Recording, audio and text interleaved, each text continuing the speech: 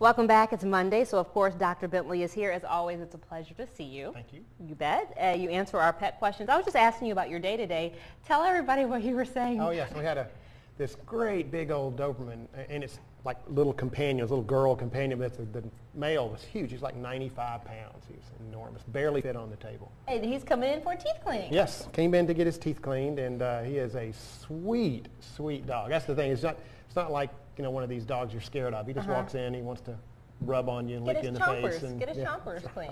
It's just a Love it. Just a day in the dog. life of Dr. Bentley. Yes, his mouth was like Mammoth Cave. Stalactites everywhere. Wow, you have great stories to tell when you come visit us. Okay, well, speaking of dogs, Dee has a question. She wants to know, because she has a dog, and her dog is 17 years old. And here's her question. How can you tell if your dog is going blind? There are several common tests we use. Number one, of course, is you get them in a dark room. You take a bright light and you shine it in one eye at a time and see if their pupils constrict. And that'll let you know that at least the pathway to the back of the eyeball to about the middle of your brain and back again, that's the reflex. And all of that is intact if that occurs. You can also, what we generally do to see if their brain is actually reacting to what their eyes are seeing, is you just take a cotton ball and you hold it up in front of them and you drop it in front of them, and do they watch it go down? Wait a minute, as many millions and really billions of dollars that people spend to keep their pets healthy, you're using a good old drugstore That's right. cotton ball. That's just a quick and easy test. Of course, they have a way more sophisticated gear available. They actually have a vision test that they do for dogs that have cataracts, where you can't see the back of their eye because there's a big cataract in the way. And it's where they put electrodes on the head like an EEG, and the dog's asleep, of course. And then they flash this strobe light at the eyes while the dog's asleep, and then they record from the part of the brain that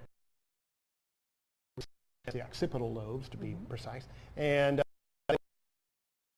if it is, that retina is intact, and then it will be useful for the dog to have the cataract moved. It won't be blind after you take it out. How many years have you been practicing? Oh, golly, that's a really bad question. There's a reason. Just come on, play along. Okay, let me see. More than 2 decades? Yes. Okay, we can leave it there. Since 1980. Okay, so along the way, when you have these... 84, excuse me, 84. I knew you'd correct it. Along the way, when you have the patients, and you know their owners, and you've helped them get their dogs and cats onto healthy recovery, how proud are you to be a part of them having a healthy life? It's hard, you know, it's funny, but like most doctors, it is hard to remember your successes unless they are just fantastic. You remember much better your failures. And those are the ones that you always, you know, you go into a room and then the first thing you see a similar case and the first thing that pops in your head is, wow, last time I did that, I didn't do so hot. And it's much easier to remember those for me. There are a few that you really look at and you go, wow. You know, the dog will come in and you see this horribly, one was a gunshot wound, and I mean the bottom part of his wrist wasn't even connected to the top part anymore, and I had to put in a bone graft and all this sort of stuff and screws and plates, and the dog just never looked back. I mean, I don't know if that's a testament to me or the dog. You get a high five, Dr. Bentley. But those kind of things, sure, when the dog comes in, you go, wow, you know, that dog's doing great. We appreciate you wowing us. Dr. Bentley coming on Mondays, of course. If you ever have a question, call that number right there, because that is your office. We appreciate you. Happy Monday to you. Stay with us, because up next we have a look at all of our stories that we're working on in the day ahead. We're going to check in with our very own assignment manager, Tom Russo. Next.